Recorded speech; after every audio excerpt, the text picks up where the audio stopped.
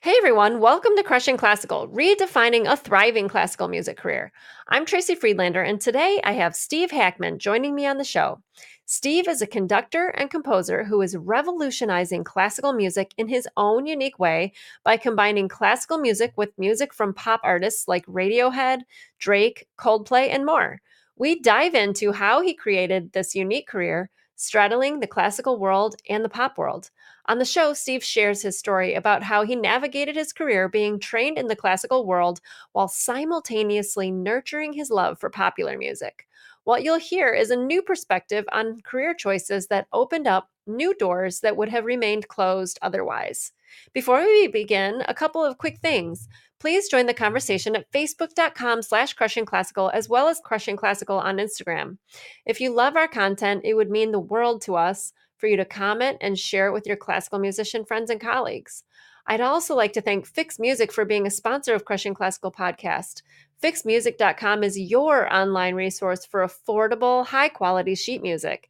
Make sure you check them out this weekend, the holiday weekend, for big Black Friday discounts. There may even be some Cyber Monday action. Check them out at fixmusic.com.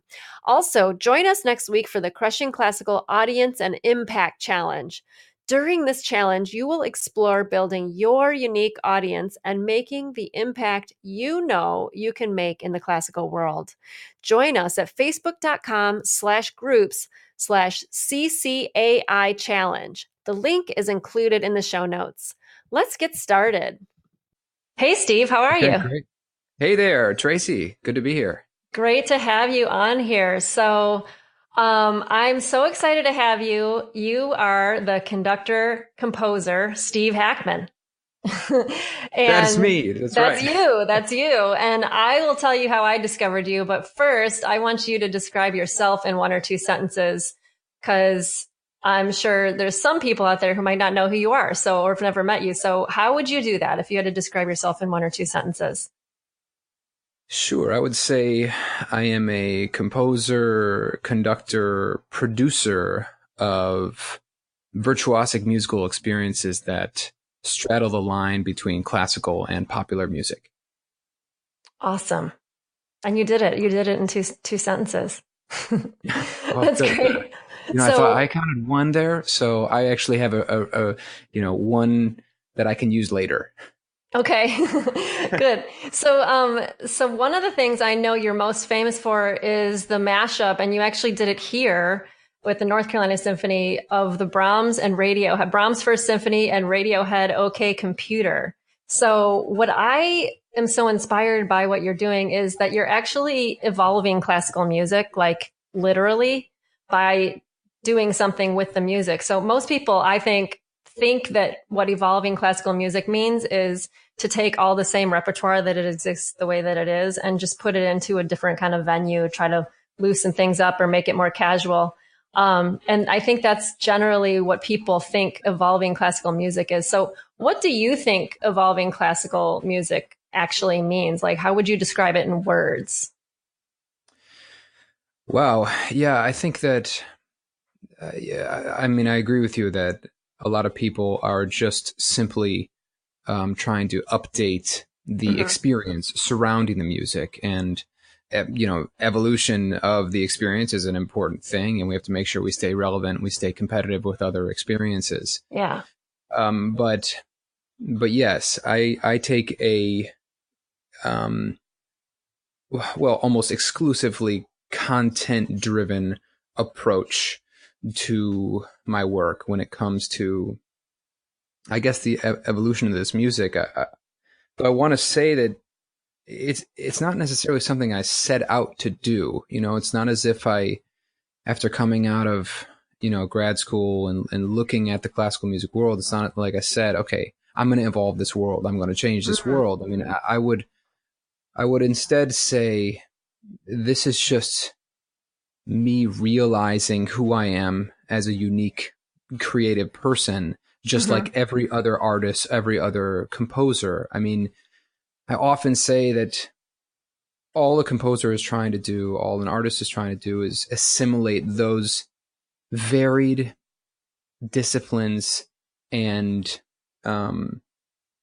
taste and sensitivity that he or she has developed into their own unique creative voice. I mean, that's what Mahler did. That's what Mozart did. I mean, that's what all these composers have done. So for me, it's taking a love of classical music and knowledge of the repertoire and various techniques within that realm and combining them with all those techniques I've learned on the other side.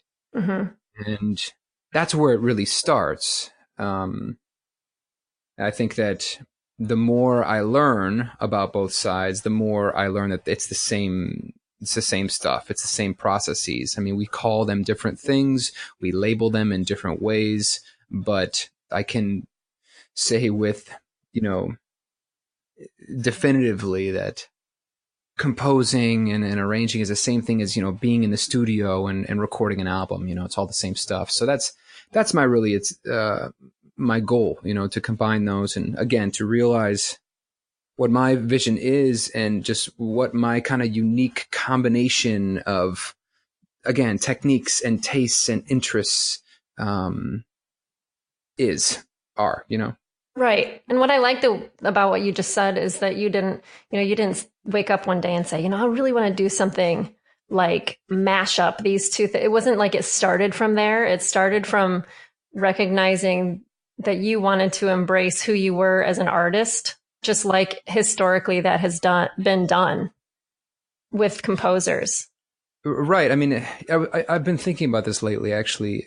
I feel like if you take evolution in art, I think it is the composers and creators, obviously, that are leading that, but it's this duality between internal and external pressures for the composer or the artist. Okay. So the internal is all those things I listed, the different techniques, the different styles, but then the external is politics and philosophy and other disciplines in art, and then just practical considerations, so like, you look at what do you mean practical? Like practical, like just what are people going to like that kind of practicality, right? Like what's going to make money kind of thing. Yeah. Okay. Marketing. I mean, look at, for me, it's the specific thing I'm thinking about is, you got this new Taylor Swift thing coming out. Okay. So people want to hate on Taylor Swift and Katy Perry and modern songwriters because it's so simple. And they say, oh, look at Rush and Led Zeppelin and the Beach Boys and the Beatles. And we're so simple now. And I'm thinking to myself, wait a second. Yeah, but look at J.S. Bach and then C.P.E. Bach or J.C. Bach or Stamitz or Haydn. I mean, look at the change in just 20, 30 years in quote unquote classical music. We went from highly evolved polyphony, highly complicated, to a very homophonic, simple classical sound. And that was because of those external pressures, or, well, not even external pressures. I mean, just developments in thought, developments in architecture, but then the practical consideration of, we're playing for rich aristocrats, we have to make money. They want a certain kind of thing. Right. So there was still that external pressure then, that practicality that you just mentioned back then. If not much worse. I mean, they were going to die. I mean, we have healthcare. I mean, if they didn't, I would think the pressures were exponentially greater. So I say that all that because just to set up the fact that these mashups, they started because I was brought into the Indianapolis Symphony, by the orchestra and by my friend's Time for Three to kind of lead this series. And what do we need to do? We needed to, get young people to come into the concert hall. So how are we going to do that? Okay, well, let's do these mashups. Let's combine, let's kind of appeal to them with something that is familiar and then show them something unfamiliar. So that was very much kind of an external situation that presented itself. And since I had always loved these different kinds of music and had developed techniques in both sides, I was able to make it a reality from a content perspective. Awesome. So we'll talk more all about that collaboration in a little bit. But so what essentially happened was you had a background in popular music. Like you had already grown up experiencing that, learning both kinds of music. You're pianist, right? You play piano and you sing. And so you must have had teachers who nurtured both sides of your musicality so that you could continue to foster both of those things and make them happen and make them bloom. So um would you agree that being acknowledged and validated in that way was something crucial for your growth as the artist that you are? Oh, 100%. I mean, I would say, actually, I would say the acknowledgement and validation, um, though very important, would be to me secondary to just the nurturing and Okay. mentorship and just the learning. I mean, Hmm. for me, it's interesting. I just kind of realized this as you were asking the question, but I went to the University of Illinois for my undergrad, and then I went to Curtis for grad school. I went to University of Illinois to really to sing in this a cappella group that I was just, I just fell in love with when I was in high school. Yeah, So and I remember them. class, I went to U of I for 1 year, and what were they called again? oh yeah, that's right. The other Yeah, guys. the other guys. Yeah, I remember them because it was a big deal on the campus. That Yeah. group. So like, so I'm 17 years old and I've wanted to be in this a cappella group and arrange music and sing with friends and, be involved in what felt like a really fun contemporary music experience. Hmm. But so I went there for, let's call that a quote unquote pop situation. Right. I had a teacher there who fostered the classical side of me and said, wait a second, you have something here, and completely opened up my world, and showed me classical music and showed me Chopin and Wagner and Bach. And, I completely fell in love with it, became enamored of it, and wanted to pursue that. Oh, so wait, were you a music major there? Well, I went in as a music ed major. I was going to Okay. teach choir because in one of my best friends now is my high school choir teacher who changed my life. And I wanted to be like him. I wanted to teach choir and conduct musicals and all that and Hmm. conduct choral music. Being an orchestra conductor was not on my radar at all. I see. I just wanted to be a teacher. And so I got to U of I, and my piano instructor changed my major and he said, "You're not music ed anymore. You're going to be performing." So I was fine with that because I had fallen in love with the piano. I mean, Awesome. this wasn't until I was 16, 17. So, but then when I get to Curtis, the opposite situation happened. I of course had a master teacher, Otto Werner Mueller, who was training me to be, an orchestral conductor. And I was on that track, but I had a mentor there, Ford Lauerstedt, who was, the most genius musical mind I've ever encountered, who he was teaching me counterpoint, he was teaching me composition, improvisation, and score reading, but he was fostering the pop side. Oh, So I had someone there who was saying, yeah, learn all this stuff. That's fine, but be true to who you are as a composer, as an improviser, and as a creative artist. So the balance was always there, and I'm so lucky. And without mhm. those mentors, I feel like I could have overdeveloped on one side, and then I wouldn't be who I am today. Right. So it was very like there was a lot of synchronicity there. But what would you say to people who maybe don't feel like they're being nurtured fully in all their interests in that way, like you were? Wow. Yeah, I would say, first of all, I would say seek them out. Hmm. You know, I mean, I was so lucky to have these people right there in, teaching where I was going to school, but the people you need might be there. They just might not know about you, or they might, Right. maybe you need to switch studios. Maybe, I mean, I think if we're talking about just the classical music world, I mean, sometimes we just stay in our departments, we stay in our studios, Oh, and I we can feel totally like, attest to that. Yeah. yeah. So, go have a coffee with another teacher. Go find, okay, if it's not a teacher, maybe it's somebody who has already graduated that you really look up to. Send them a message on Facebook. Send them a message on Hmm. Instagram. Like, I reply to that stuff all the time. Like, it's amazing when people reach out with that kind of stuff. So Yeah. I would say to seek it out. If you have it, I mean, if you have something burning within you, like, it, and you'll find it. But, those people are out there and they want to help someone who is passionate and driven. Awesome. That's great advice. So you mentioned a little while ago about a collaboration you had with Indianapolis, but I want to ask you, because we'll get there, but I want to ask you about your defining moment, your fuck this moment, it was really great because I asked you about it on our previous call and you described the moment before I even got to ask you the question. It was like you knew kind of that really was such a crucial part of the story of your career. So I want to know what the moment was in your career when you realized that like you had to go a more difficult path. You were at this crossroads where you were like, I can do this thing or I can do that thing. And the difficult path is what I want to do, even though I have no idea what's going to happen. What was your moment like that? Right.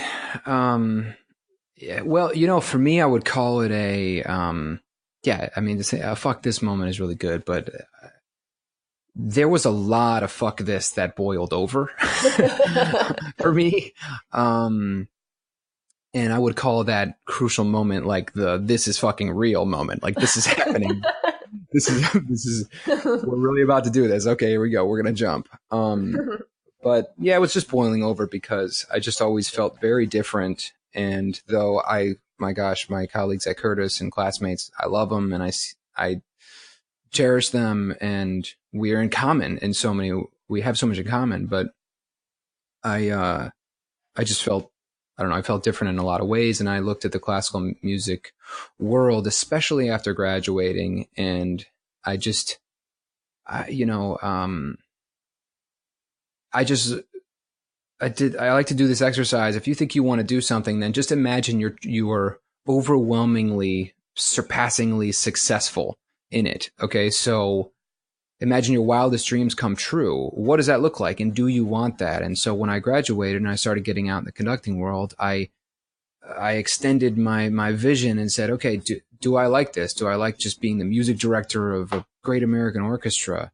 And I know this sounds crazy, but I just said, I don't want to conduct other people's music and spend the rest of my life only as a cover band, basically, as a glorified cover band, Yeah, that's exactly kind of what orchestra is. I love it a lot, but that's what you're doing, really. Absolutely. And I do too. And of course, and I'm 25 at this point in time and I'm kind of bursting with my own creative ideas and my own music and songs. And so, yeah, I decided to leave it. But the moment it became real was when I got a phone call from this organization that I always wanted to work for. All through Curtis, I looked at the New York Youth Symphony as the kind of catapult job for a young conductor. It had acted as that for many talented young conductors who then went on to do amazing things. And these guys are colleagues and friends of mine. But when I was in school, there was a person who had that post, and at Curtis, the director said, "Listen, you'd be good for this. I'll talk to him and I'll get you an interview there for sure. But we just got to wait for the spot to open up." So I graduate Curtis, and then I have this kind of year of discovery, and a lot of doors slammed in my face. And that's something I'd love to talk about too, because I feel like the rejections are actually so much more important than the acceptances. Oh, definitely. Yeah, I'd love to hear about that. But yeah, doors slammed in my face, and then I'm just kind of thinking, gosh, I don't know about this. Then like half a year later, things start happening because I did this workshop and I start getting invited on things. And then I thought, I really don't know about this now. Like now that I'm seeing what it looks like. By the end of that year, the job opened up at the New York Youth Symphony, but I had decided I'm done. I'm going to be a songwriter. I'm going to go into the pop world. I'm going to create my own music. And they called me and said, we want you to come to New York. We'd like to meet you. And that was the moment where it was like, this is fucking real, because I told them I wasn't interested. God, that must have been so hard. How did you not go back on your decision right at that moment when you have this dream that you've been, and that was it. That was the place you wanted to have call you. How did you not go back on it? Well, I think a combination of being young and overconfident and maybe over, cavalier and also just maybe a little stupid. No, I mean, I knew it. And the more difficult conversations with my father, telling him like, listen, this is where I'm going. And him just saying, can't you go take the interview, take the job if you get it, and just write songs at night, just like you've been doing? I mean, Right. you'll have your security, you'll have your career, and if it would have happened that way again, as I said before, I would be more imbalanced because I would not have been able to give the time and dedication to the other side of me, which has now become me. Right. So what about that safety and security? Parents always think of that. And when you're younger, you have like more confidence, like you said, but did you have money?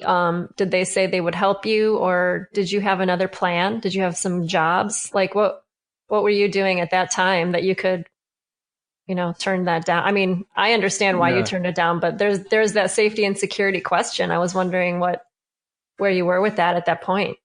Well, sure. I mean, I will say that one virtue of developing all sorts of techniques and becoming versatile as a musician or in whatever field, you'll be more employable. Hmm. So picking up gigs has never been a problem for me, whether it's, as a pianist, as a cocktail pianist, as an arranger, composer, playing in a church band, a cover band, whatever. I mean, but that's going job to job. I mean, I, I was never, I was just never worried about that. Always knew I could make something happen, but I've also had help. I mean, I would never have been worried about being out on the street. I mean, my parents have Right. supported me in every single thing I've done and would always and have always. So, but it's not as if they were supporting me, I mean, this Hmm. was me, and I was out of school. I mean, I was beyond that. But it was going gig to gig at that point. There's no doubt about that. Yeah. It wasn't the good life. Right. But But you had a knowing and you went with that, which is great. It's yeah, really, I mean, that's life, I yeah, mean, you have to. that's awesome. So Yeah, and you so got to jump. essentially you were going that at that point you said you were leaving classical music and you were going more towards the pop side of things, and then you mentioned to me that you auditioned for American Idol, and of course that fascinated me because I used to watch that show a lot, especially when it first came out. So tell me what that was like to audition. Yeah, that's part of a whole. I guess there was about 2.5, 3 years there when I was out of the classical music world. Mostly, I was still doing some arranging and some orchestrating, mainly through my friends in Time for Three. But the American Idol thing came about because a friend of mine was coming down from New York. I was living in Philly, and he was auditioning. He said, "Hey, just come along with me and do this." And I said, "Okay, fine." I didn't. I've never seen myself as kind of a vocalist in that way. I've always saw myself as more of a singer songwriter, and I'm more of a kind of a creator, So, Hmm. uh, you know, um, anyway, I had never watched the show. Wasn't my interest, but I went with him, and just ended up doing well. And um, there's several rounds in the city you audition in, and I got through all those, and then I got to Hollywood, and going to Hollywood was, of course, a total thrill. And for me, the whole time I'm thinking, okay, this could launch me as a singer songwriter and as a pop artist. Yeah. And at that time, I actually was writing more kind of straight ahead pop music. And it's not a creative period that I look back on with much pride, though. As a songwriter, it was amazing to hone in my chops and to learn how to write, straight ahead commercial pop songs, Hmm. that were geared to be, modeled to be hit songs. Definitely learned from that, but from the American Idol experience, I learned that I was not going to be the next Justin Timberlake, and um, as much as I maybe thought, I don't know if Justin Timberlake's the the right model. But in any case, yeah, I was there and got to the end of Hollywood Week, but ended up getting cut. And again, that's a rejection that was extremely informative and really helped shape my songwriting and my work in the pop world moving forward. Interesting. So yeah, we should talk about rejections now since you brought that back up. Because it sounds like you learned a lot about. I was going to ask you, if you were really in it to win it and think that you were going to become a pop star. I suppose I would love to know if you had that intention. Like once you were there, did you think this could really happen, or was it more of a learning experience for you? Like when you were there in the moment. Well, this could really happen, quote unquote. I mean, I thought it would be a platform for my songwriting as a singer songwriter, Okay. and I thought that could happen for sure, especially when I got to Hollywood Week. The first round, we were allowed to play an instrument. So I really kind of wowed everyone in the first round because I played piano and sang. And I think I had myself kind of firmly on the list at that point in time. Unfortunately, I had a couple rounds after that where I just bit it, so otherwise I would have been on the show. And so, but in the beginning of that week, I was hanging out with all the guys that ended up in the top 10, and we kind of had this little crew and I was just like the conductor one, So no, I think, yeah, but it didn't happen. And Right. as far as rejections go, I just view it as, listen, time is our most precious commodity. And just from this is maybe a really simple way to look at it, but you get rejected, you don't get the gig. You've just been handed all that time that you would have spent. And, if I'm saying that to somebody who just got a, letter in the mail, I don't know of what solace that's actually going to be. But think about it. You get it all back, and you can do with it what you will. I think that rejections, they force us to adapt and to kind of revisit and develop. And in the tech world and in startups, they're constantly doing this, constantly iterating and testing, and over and over until they get something right. That's what rejections force us ideally to do. Again, in combination with they give us the time to do it. So I honestly look at my career in it's a series of rejections, all of which have given me other opportunities. Right. So, do you have another good example besides the American Idol one where you had a specific rejection where it was like, this tells me a lot. This tells me what I need to change or which direction I want to go next. Yeah. Gosh, I'm going to pick the correct one. There are several. I would say that I could just say in the beginning with conducting positions, I think, I said in that I had basically that 1 year out of grad school before I decided to go into the pop world. The first half of that year, I was sending out letters like crazy to get an assistant conductor job. I had just gone to the Aspen festival for conductors, and I was sitting here why am I not getting invited to these places? I mean, little did I know they were just, I was just so young. And well, in any case, if I would have gotten any of those jobs, many of which, actually, of the rejections, all besides one, I've now conducted those orchestras as a guest conductor, which is really cool. Interesting. Yeah, that's awesome. But if I would have gotten any of those, then I wouldn't have gone on this journey. Right. The same can be said as a music director. Even until a few years ago, I was still applying to be music directors of small orchestras, to kind of work my way up in that way. Mm-hmm. Again, the same thing would be true. I would not be where I am kind of creating new things and trying to realize kind of this new vision for myself and for the musical world if I was tied to a certain city or a certain institution, having to put on 9 or 10 classical shows a year and, et cetera. So right. Yeah, I think, that's how I look at it.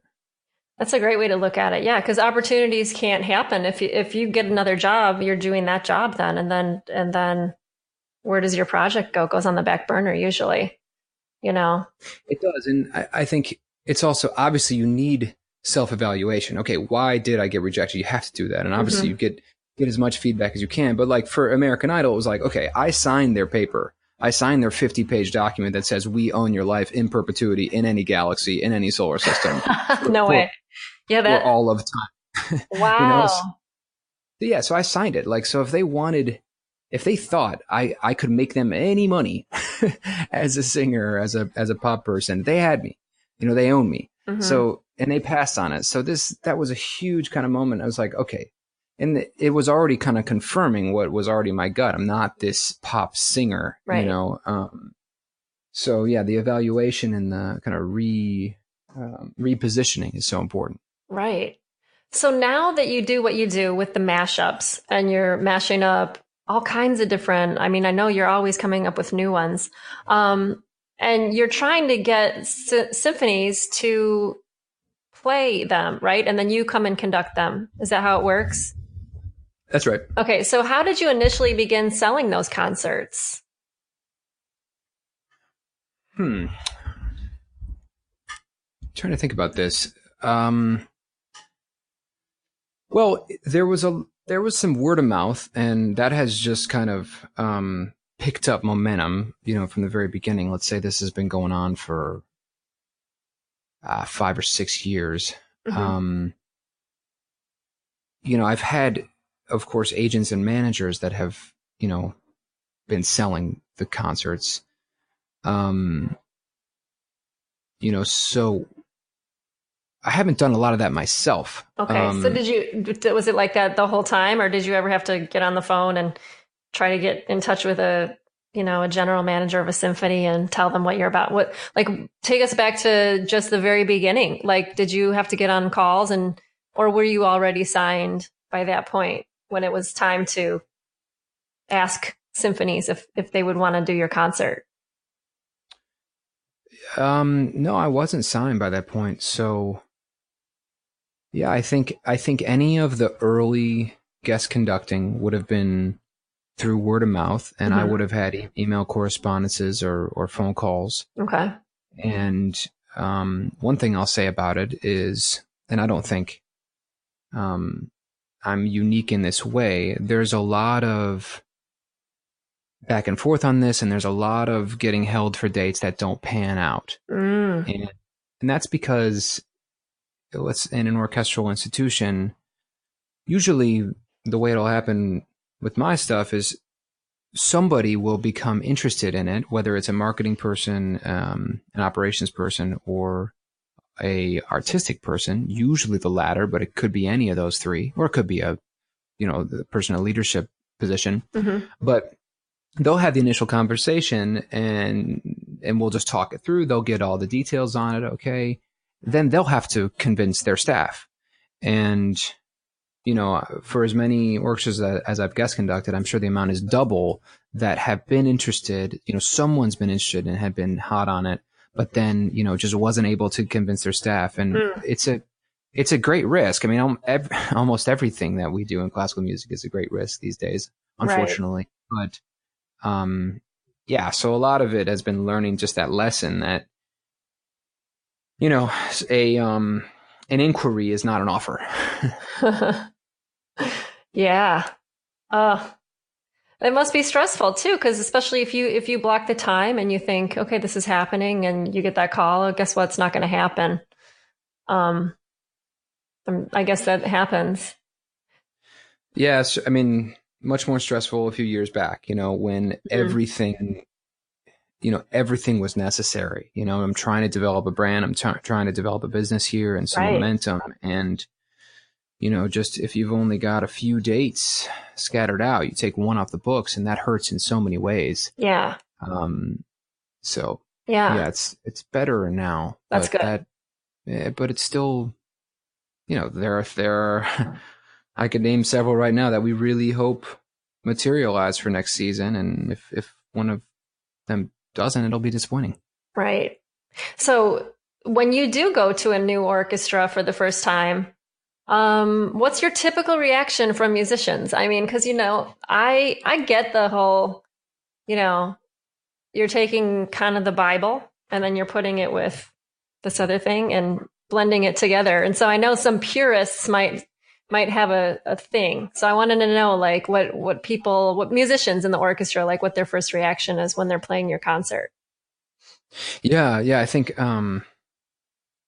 as there was this article in the Guardian that absolutely panned my Brahms Radiohead, and someone in the comments said this is like spray painting over the Mona Lisa or something like that. Oh my God. So yeah. Oh, do you just stop? Do you have to stop reading those after a while, or do you laugh at them? Yeah. I stopped reading. That one was comical because the comments were so polarizing, and that's just how this stuff is. Yeah. Honestly, I like the kind of vigilant, negative, ridiculous ones because I don't know. It creates a conversation, and I get it. Like you just said, you get it. I mean, it was the Bible to me. It is the Bible to me. Like Beethoven and Mahler and Bach. I mean, that's what this is all about. The compositions are perfect. The music is beautiful. It's right. It has shaped our lives and who we are. And you have someone that comes along and combines it with something else and kind of decomposes it and takes that museum glass off and starts, moving things around and reshaping it. Of course, if somebody doesn't get that remixing is a thing or mashing up is a thing or recomposing, if somebody doesn't know that those are processes that are done every day, all the time, then especially they're going to be like, what? Right. And that's the biggest problem, actually. I think when I go into an orchestra, the musicians on that stage, they have dedicated their lives to their instrument. They teach their instrument. They live their instrument. Okay. Right. So they don't go to clubs and hear mashup DJs. They don't know who Girl Talk is. They don't know who, what the Gray album is by Danger Mouse, and they don't know that what I'm doing in classical music is just akin to those practices on the other side. So it takes time. That's the first thing I would say. It really takes time to convince them and to show them it's been being done with care and to show them that actually it comes from a place of love and appreciation. Some like it right away, some hate it right away. Then I think there's most of the people fall in the middle. And hopefully with those people that fall in the middle, you at least convince them that it's being, again, done with competence and with skill and with reverence, and you end up having an agreeable time. I mean, I've had some players mouth off and I've had some attitudes, but generally speaking, these are professional people. I mean,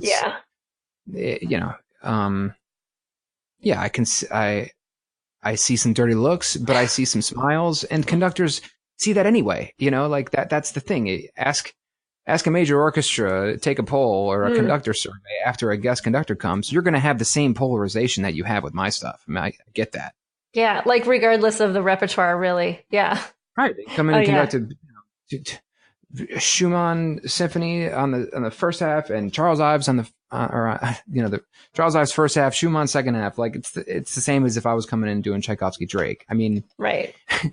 you might get some people actually saying, trying to get a meeting in with the CEO to say we're never doing this again. But still, it's the polarization. Right. But like on your call, and the initial call that we had, and I'm going to quote you. You said so many years you had been wishing and wanting to convince people of how good it is, but then you realize that it doesn't work. And that now you realize the music you create and conduct this is cool. And this is what I do. This is me.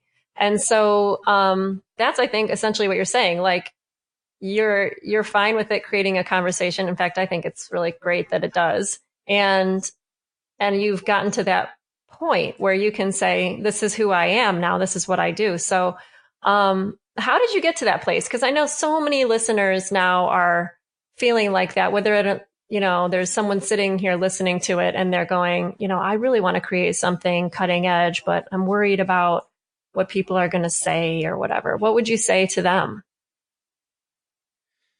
Oh, wow. Well, for so many years, I took the criticism and I took the mixed reactions and I took the kind of sometimes incendiary comments that I would hear through back channels or secondhand very personally. Mm-hmm. And because again, I mean, yes, I left the classical world, but these are my colleagues. This is music I love. These are people who I respect and whose respect I want to deserve and earn. Mm-hmm. And I mean, especially when you're coming up as a young conductor and you're trying to build something, if you're hearing that players are hating it or, oh, they had this whole conversation at the bar about your conducting or about the music. And, that was very hard. And the thing is, there's two things happening when I go in to do a show. There's the music that I've created, but then there's the conducting of it. Mm-hmm. And what I realized only recently, really, quite honestly, through my work with the Pittsburgh Symphony, I just became so concerned with their acceptance of my music and of my techniques and what I was doing with the music and just the idea of these mashups, that all I wanted to do on the podium was just be nice and kind of please them and be agreeable and just be, yeah. Mm-hmm. And you can't conduct like that. I'm not saying you have to be mean to conduct. Of course, no, you have to be concerned about the music. Right. And I was watching myself. I try to videotape as much as I possibly can. And I watch myself in videos from that time. And I'm thinking, where is the music? Where am I? Where's my conducting? I conducted this much differently 10 years ago. I mean, and I realized it's because I was so concerned about those other factors. Mm. And that's when I realized, so I have to let it go. Right. And it kind of all happened in its own time. I think right around this time, I also had some debuts with some really great orchestras on programs that weren't mine. So I went in there and it was just easy and free and beautiful. And I thought, okay, this is what that feels like. So I said to myself, okay, I need to apply my ease in those situations and my music making and my kind of authentic leadership and being true to who I am as a musical leader to my other positions or my other opportunities when I'm conducting my own mashups. And that means I have to discard that preoccupation with whether or not they approve. That's such a great answer. You can't manage what other people are going to think or feel about it. So you just decided to let it go. You just made a choice, which is great. I mean, seriously, I think a lot of classical musicians are always worried about what other people think, but there's nothing you can do about that. I mean, if they want to have a coffee or an email or a phone call or a beer, I am so all for it by now, but I can't carry that with me on the podium, and just in general, I can't carry it with me. And now it's really great to have turned that corner. That's maybe the most important possible thing that could have happened. Oh yeah, for sure. For sure. So yes, totally. So I saw your TED Talk and it was awesome. I loved how essentially you described everything that you're describing in here about just bringing your knowledge about both types of music and how they're the same thing and everything was totally brought into that TED Talk. And so I'm definitely going to link that TED Talk in the show notes. So people who are listening now, you can watch that TED Talk later if you want. So I'm sure there's lots of people out there who might want to do a TED Talk someday. So how did you get into TED? Like, how do you have suggestions for listeners who are interested in doing that? Well, definitely. Well, thanks for watching it. I'm so It's glad you awesome. enjoyed it and linking it.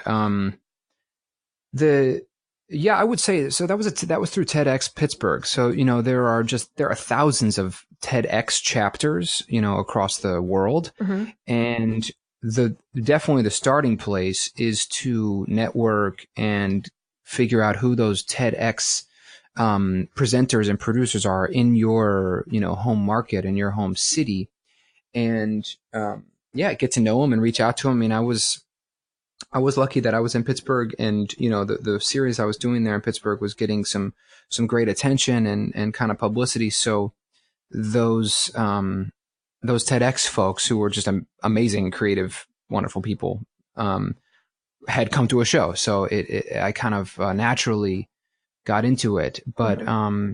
yeah, the people that are going to be leading these TEDx events are going to be inventive, creative, ambitious, entrepreneurial people. So if that's who you are, you're like that, get to know them and just get to know them, period, because it's going to be great. But also, let them know what you're up to. And they're looking for people every year. So, That's great. That's cool. So presumably you have so many things to do each day, like scheduling. You have to compose and arrange, you have to practice, network.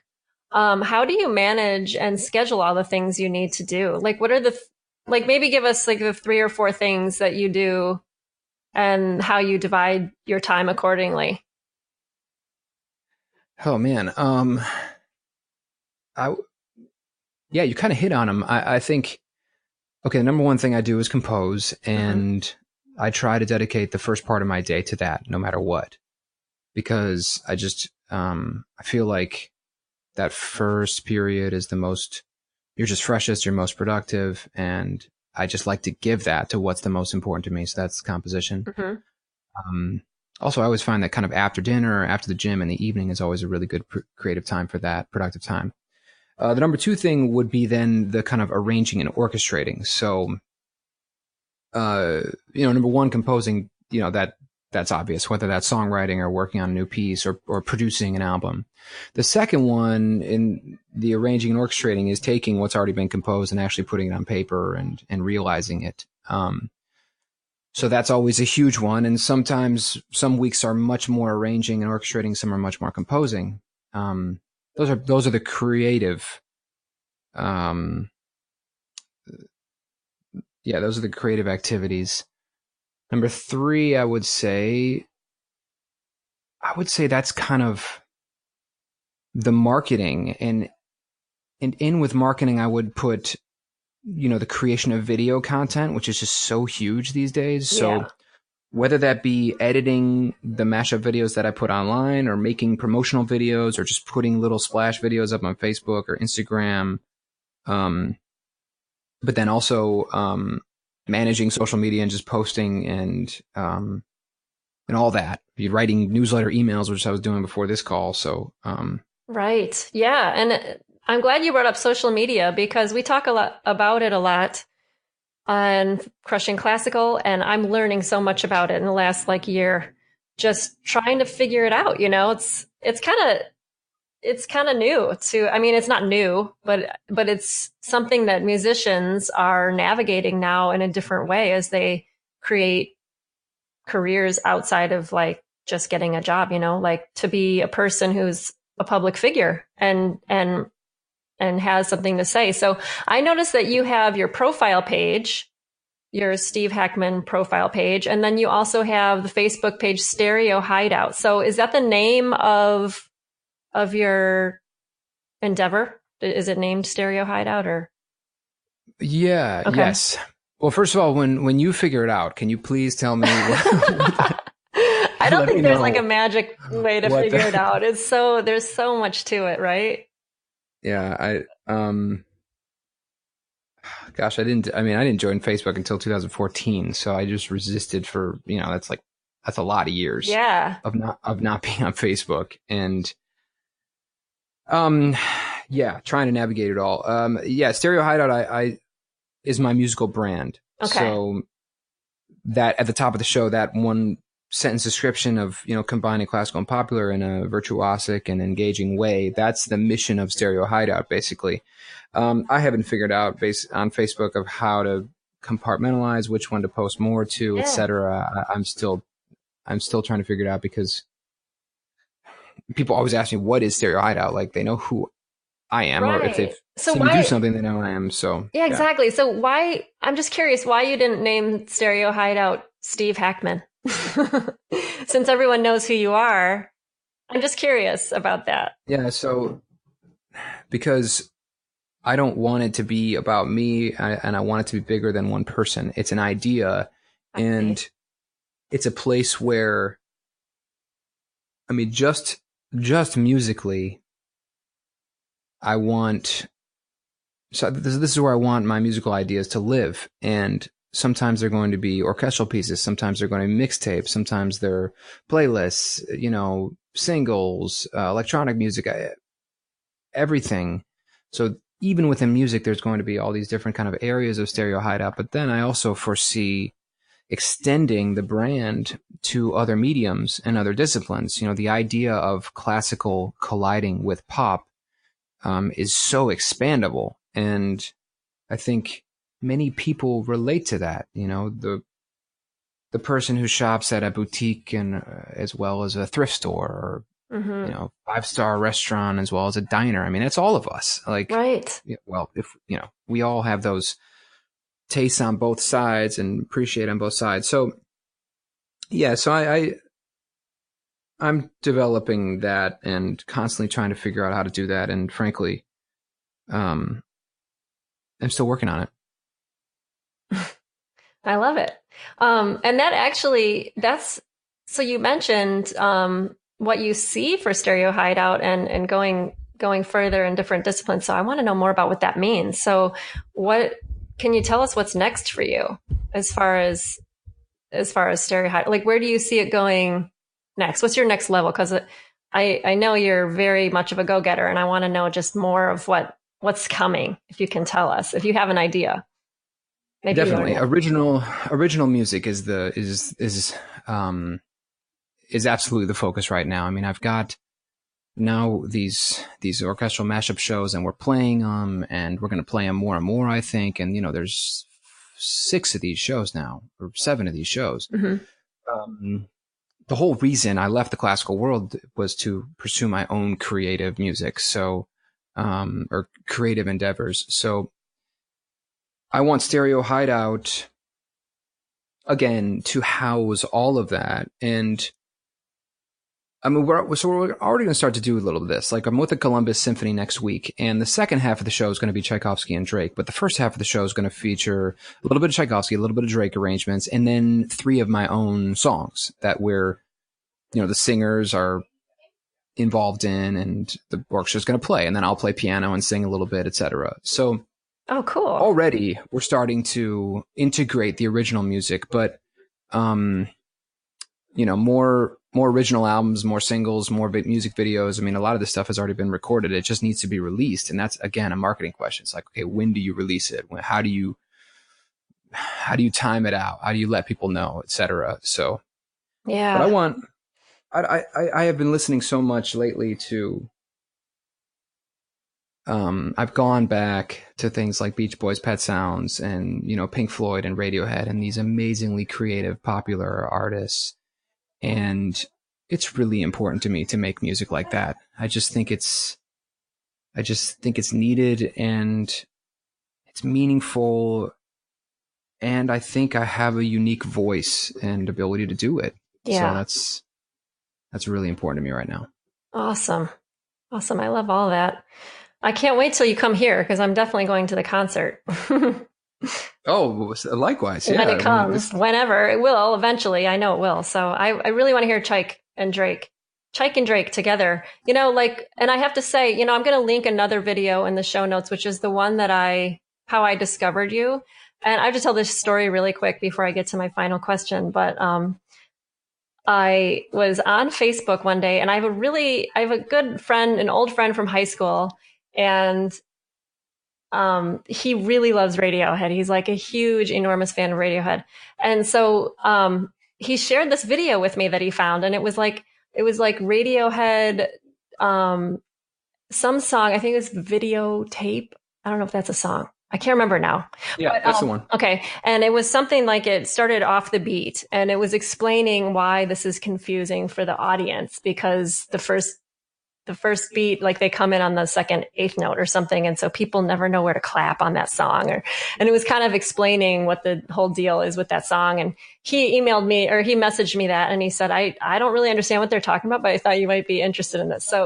So I watched it and then I messaged him like, this is what syncopation is. It's pretty cool. I love this. I'm going to have to check it out. And then, Facebook will just go to the next video, whatever that happens to be. And it was yours, this one and I told you what it was. It was in a publication, Quartz. channel, Quartz. Okay. So I'll link that. Quartz had done the videotape video too. Oh, cool. Yeah, they did. Oh, they did. Okay. So that's why it went. Oh, no, maybe that was Vox that did that Radiohead videotape. Could have been. Yeah. I can't remember what it was. I'll have to go digging around for that again. But, God, Radiohead has such a huge, it's like a cult following. So that's what's really cool about it. But that's why it just went straight into that. And then I got to see what you were doing and I immediately messaged you. So, just had to throw that in there. It was a really cool kind of happenstance that I found you that way because I'd heard that you were here once before for North Carolina, but it was a while ago. So, so that's an example of how Facebook marketing works. So hopefully that happens more often to people, Absolutely. And the Quartz video was, really pushed a lot of exposure and it was so well done. And yeah, it was really well done. Yeah, Hannah was awesome. And so glad that, that came across your desk. You're right. I mean, that is how things can happen. Yeah, that's awesome. So I have two more questions for you. Who in the classical world is inspiring you right now? Oh, wow. Well, gosh, it was a big month for me at the Hollywood Bowl because many friends, colleagues, artists were coming through. So right away, a couple conductors who I went to see that I love, Krzysztof Urbanski, who's the music director of the Indianapolis Symphony, who's a phenomenal conductor, wonderful talent, and I always learn things watching him. And then Bramwell Tovey came through, and he's a guy that I just happened to see him do his Christmas program or holiday program with the Philadelphia Orchestra back in 2014, I think. And at that time, I didn't know who he was, and I just wanted to take my mom to a fun holiday performance. And he's playing the piano, he's doing his own composition, he's conducting the orchestra. I'm thinking, my gosh, this guy's doing it all, and I didn't know that anyone was doing that. That's cool. So he really, really inspired me. I got to see him with LA and chat with him quite a bit, and he was super friendly. I can't wait to see Mason Bates' opera. Definitely love what he's doing. Yeah, so there are a few. Eric Whitaker as well. Love checking in on his music and what he's doing. And I mean, he's as a brand, he's just amazing. I have to take notes. I don't know any of these people. Yeah, they're all good. Awesome. I love when the answer to that question is people I don't know. That's great. That's great. Cool. Yeah. So that's awesome. Actually, maybe I can make notes about that too. I'll get those names again, or I'll just listen again and put them in the show notes for people to check out them too. And then the last thing, do you have anything you'd like to promote? What's coming up for you? Oh, well, we've talked about the Tchaikovsky and Drake. In that full video, it will release today if I can get this email out. So yeah, really encourage people to watch that. Okay, we'll link to that. So that's just free to watch. You can watch it online. Yeah, it's on YouTube. Okay, it'll be on YouTube. Cool. We'll put a link to that too. Yeah, I can get you the link for sure. And then the original music. I think one of the new music videos, a song called Wolf that we shot a really dramatic, beautiful music video for. It samples Rachmaninoff's cello sonata. Features this rapper from Louisville. I think that video is going to release in the next couple weeks. So I would encourage people to check that out on the original music end things. Awesome. Okay. Well, I'll link all that in the show notes as well. There's going to be a lot of show notes on this one. And I'm excited to check those things out too. Thank you so much, Steve. Absolutely. Gosh, thank you so much for coming on the show today. Oh, it was so great to be here. It was an awesome conversation. Great. Yeah. Thank you for inviting me and everyone for listening. Yeah. Awesome. Well, we'll see you next time. Thank you. Bye. Okay. Bye-bye. Thank you for listening today. Hey, listen, I have a huge favor to ask you, and it will only take a few seconds. If you like this show, one way that you can let us know is by writing a review on iTunes and subscribing to the podcast. Writing a review will help other people to find the podcast and help us immensely. It will only take a few minutes. Just head over to iTunes and search for Crushing Classical. There, you can write a review and click subscribe. Thanks again.